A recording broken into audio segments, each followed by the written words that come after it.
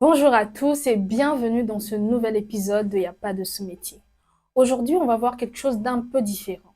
Aujourd'hui, nous allons voir un rôle qui allie passion et responsabilité. Présider une ONG, est-ce un métier ou un engagement?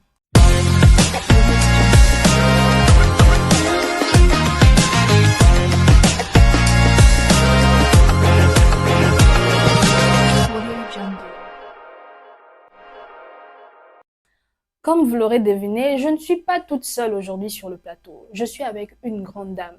Mais je ne vais pas beaucoup parler, je vais la laisser se présenter. Bonjour madame, Bonjour Madame Christelle. vous allez bien? Oui, ça va bien. Nous sommes contents de vous recevoir. Merci beaucoup. Est-ce que vous Pareil pour pouvez moi. vous, merci, vous pouvez vous présenter au public, à ceux qui nous regardent, parler un peu de vous. Est-ce que vous êtes bien président d'une ONG, votre nom? Ok, je m'appelle Madame Jemima Dioré Chocha. Je suis présidente de l'ONG God's Will ici à Kinshasa. Et nous avons une représentation au Mali, à Bamako et une autre représentation à Sankour ou précisément à Lodja, chez les Batétés. Waouh, waouh, waouh. Chez nous, je suis une tétée là, donc chez nous aussi également. Ok, Contente de le savoir. Est-ce que vous merci. pouvez nous parler un peu de votre parcours? Qu'est-ce qui vous a poussé à devenir président d'une ONG? Comment ça s'est passé?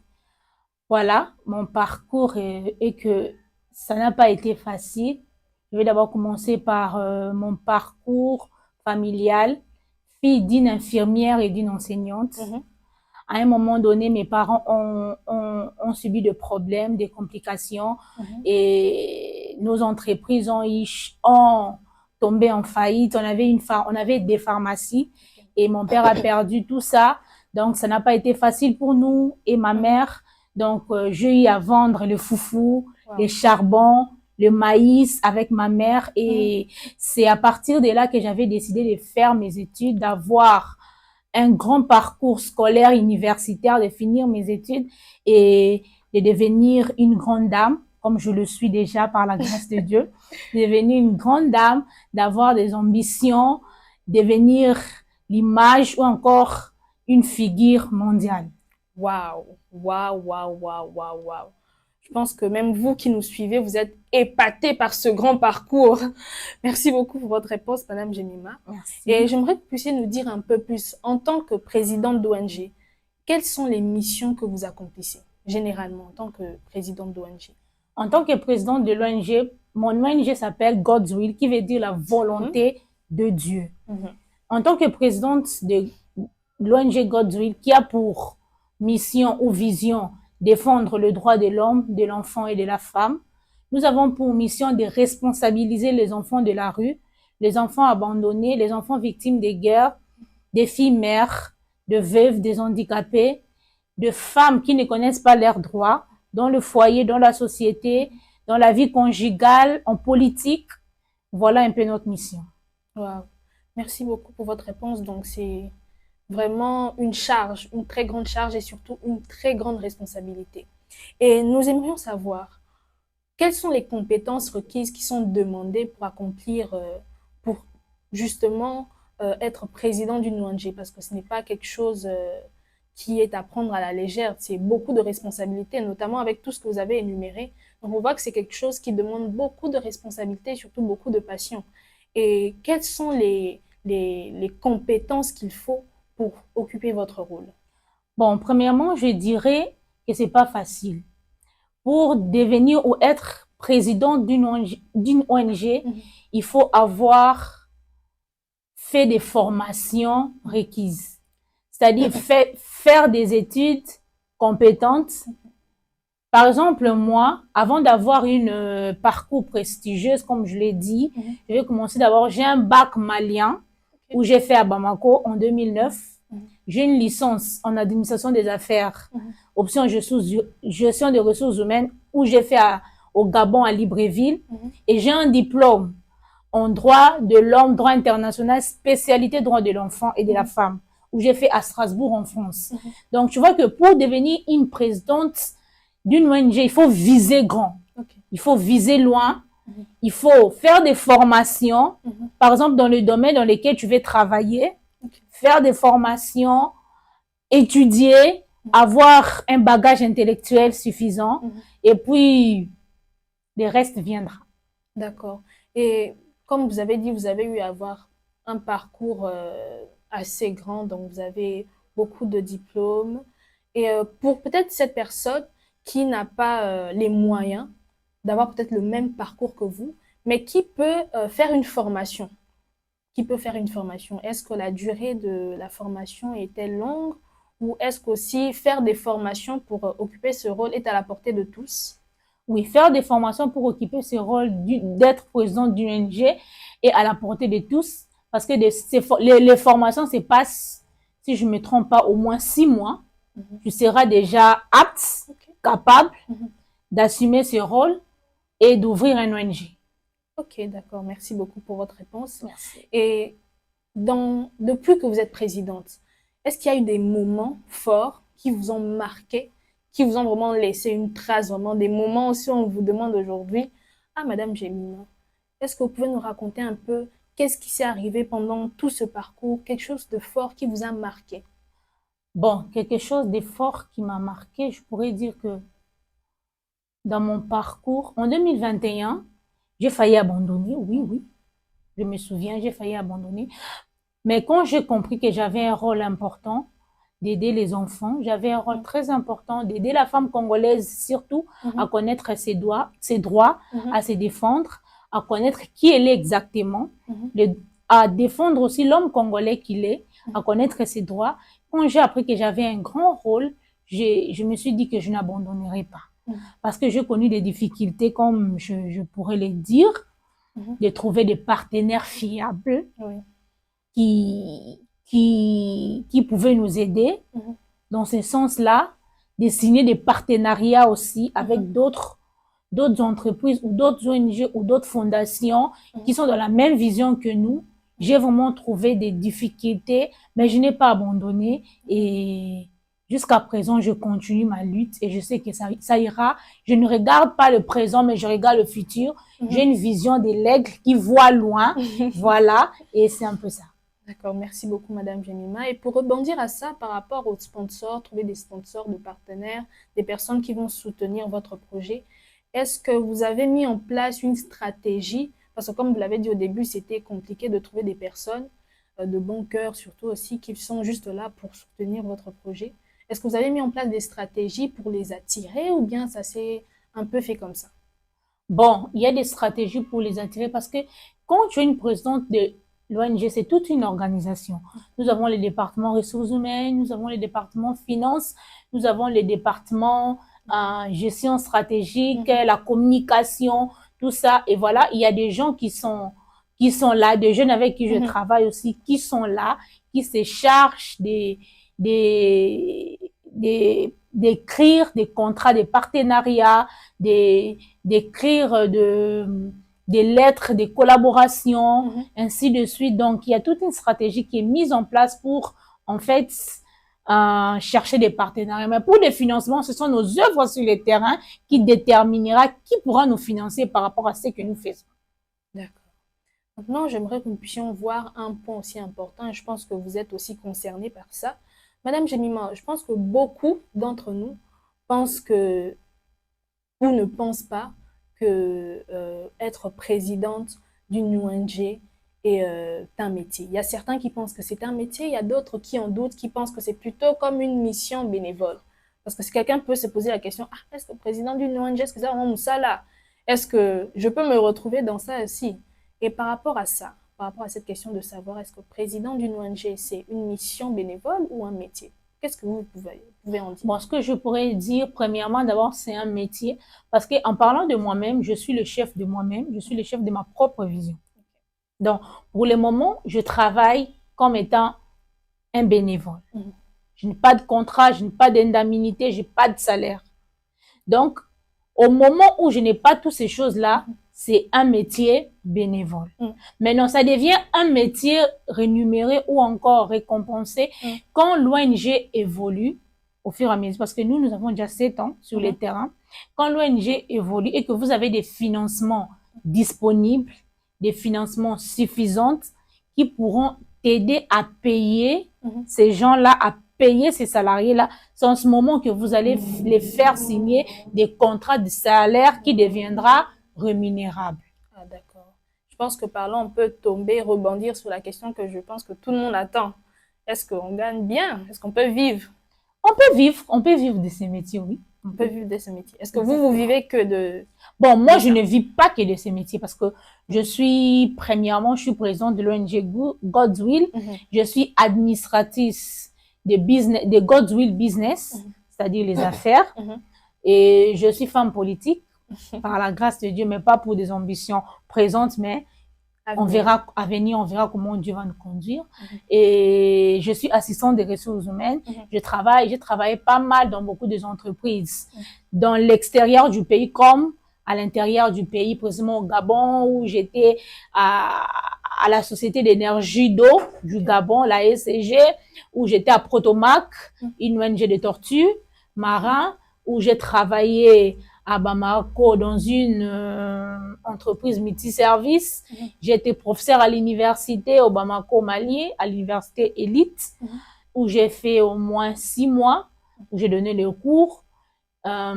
J'étais aussi assistante dans une école au Mali aussi, assistante de ressources humaines dans une école au Mali. J'ai été ici à Kinshasa, j'ai aussi travaillé à l'école Béré précisément, où j'ai été aussi assistante des ressources humaines. Je suis aussi pas mal conseillère de certaines personnes aussi, de certaines personnalités aussi, ici à Kinshasa. Donc, voilà un peu ce que je fais. Mais entre-temps aussi, en tant que présidente, on peut survivre de cela. D'accord. Merci beaucoup, Madame Jemima. Merci. Et en parlant de God's Will, qui est votre ONG, quel est l'impact concret de God's Will dans la société congolaise? En fait, l'impact concret de God's Will dans la société congolaise est d'améliorer les conditions de vie des plus démunis, d'améliorer les conditions de vie de ceux qui vivent dans des situations en difficulté. Comme je l'ai dit tout à l'heure, son impact, c'est de rendre responsables les enfants de la rue, les enfants abandonnés, les enfants victimes des guerres, des femmes. Et son impact, vraiment, elle est positive parce que j'organise des conférences de sensibilisation dans des écoles où j'interviens avec des jeunes filles, des jeunes garçons, où je leur montre l'importance de leurs droits en tant qu'enfants dans la famille, où je montre aussi l'importance des droits de la femme en tant que femme dans un foyer, dans le milieu politique. Mais j'ai même un livre que j'ai écrit que je vais faire sortir bientôt, non aux violences faites à la femme. Donc là-bas, j'ai décrit toutes sortes de violences faites à la femme congolaise, en fait. Donc c'est un livre qui parle de tout, qui englobe la femme congolaise en général et la femme mondiale en particulier. Merci beaucoup pour le travail que vous faites. C'est un très, très grand travail. Merci. Et on a hâte de lire ce livre. Il sort bientôt? Bientôt. Ah, parce que moi, je suis impatiente. Je suis très impatiente de le lire, en tout cas. Et je pense qu'il y a beaucoup de gens qui sont impatients de le lire. En tout cas, merci beaucoup. Et je pense qu'on a beaucoup plus besoin de personnes comme vous dans la société congolaise. Et si on peut faire un petit bond dans le futur, Token à 2030, où voyez-vous votre ONG en 2030? En 2030, déjà ma devise est de voir un Congo sans discrimination. Déjà, dans 5 ans, je vois mon organisme, un organisme international, un organisme multinational qui va se répandre sur toute l'étendue de la RDC par la grâce de Dieu. Et je vois un Congo prospère et sans discrimination. Voilà. Alors, Madame Jemima, il y a peut-être quelqu'un qui nous suit en ce moment, un homme, une femme, qui aspire en fait à avoir le même rôle que vous, donc être président ou présidente d'une ONG ou peut-être adhérer à une quelconque ONG. Mais cette personne est peut-être réticente, a peut-être peur, peut-être freinée par quelque chose. Quel conseil pouvez-vous donner à quelqu'un qui est dans ce cas? Bon, le conseil que je pourrais donner que la personne doit savoir d'abord travailler dans une ONG, c'est d'abord du bénévolat.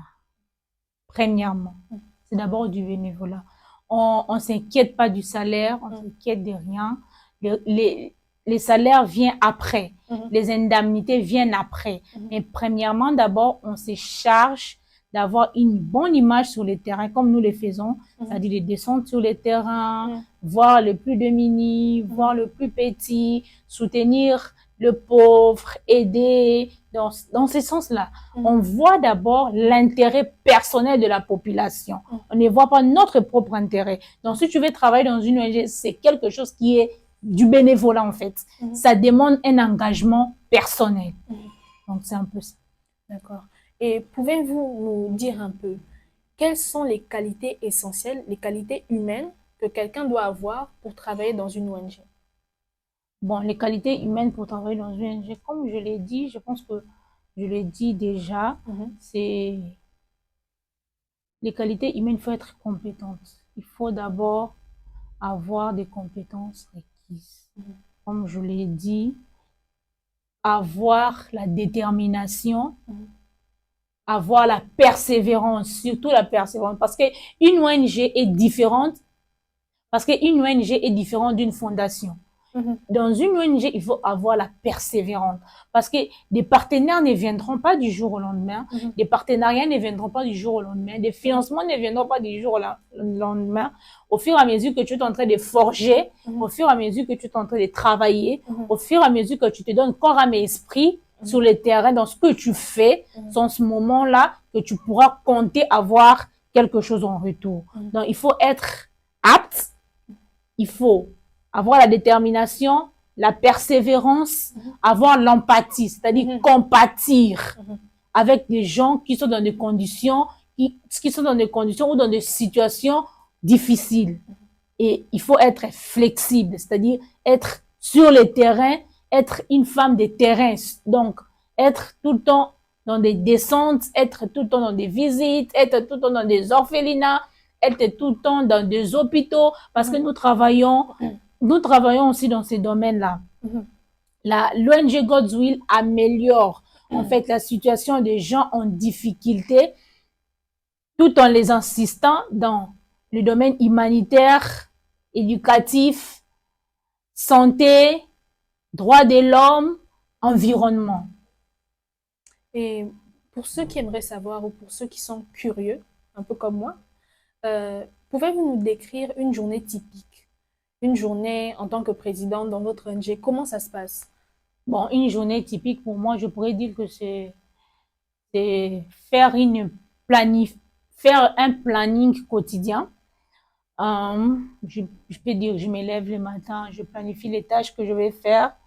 Je essaie de hiérarchiser mes tâches, savoir ce que je vais faire, organiser mes réunions, en fait, voir mes contrats,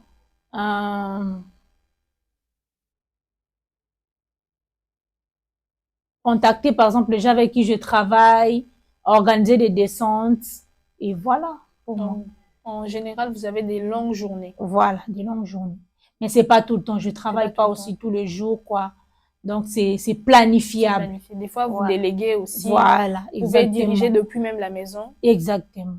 Et pour ceux qui aimeraient peut-être vous contacter ou ceux qui ont été touchés par votre ONG, qui aimeraient adhérer à votre ONG, pouvez-vous nous dire où on peut vous contacter? Vous avez un numéro?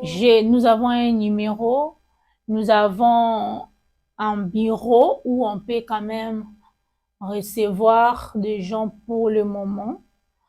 Parce que là où on travaillait, on a dû fermer, mais on a un endroit où c'est une référence en fait, où on peut trouver, où vous pouvez venir nous rejoindre. C'est juste dans l'avenue de l'école, Koumi Dengaliema, à la descente vers Sola, numéro 34, nous sommes là. D'accord, madame. Mon numéro est tout le temps affiché sur les réseaux sociaux. C'est le 081 87 35 823. D'accord. Merci beaucoup, madame Jemima. J'espère que nous avons tous suivi et que nous avons noté le numéro surtout. En tout cas, merci d'avoir eu le temps de venir partager ce beau projet avec vous. Et je pense que vous avez inspiré plus d'un. Vous avez inspiré plus d'un. Et nous vous encourageons, nous vous remercions surtout pour le travail, le grand travail que vous faites, parce que ce n'est pas facile d'être président d'une ONG, de diriger une ONG. Surtout, il faut être très patiente et avoir une grande passion pour ça aussi, parce que ce n'est pas facile. Exactement. Les défis quotidiens qu'on rencontre, notamment aussi des défis peut-être financiers, les défis relationnels, parce que travailler avec des êtres humains, c'est pas C'est facile. pas Hein, facile. surtout travailler dans Congolais. Congolais, yo, Congolais. C'est vraiment pas facile. Donc, Vraiment. on vous encourage et on vous Merci remercie. beaucoup. Et on vous remercie, vous aussi, qui nous avez suivis, qui avez eu le temps de suivre ce nouvel épisode.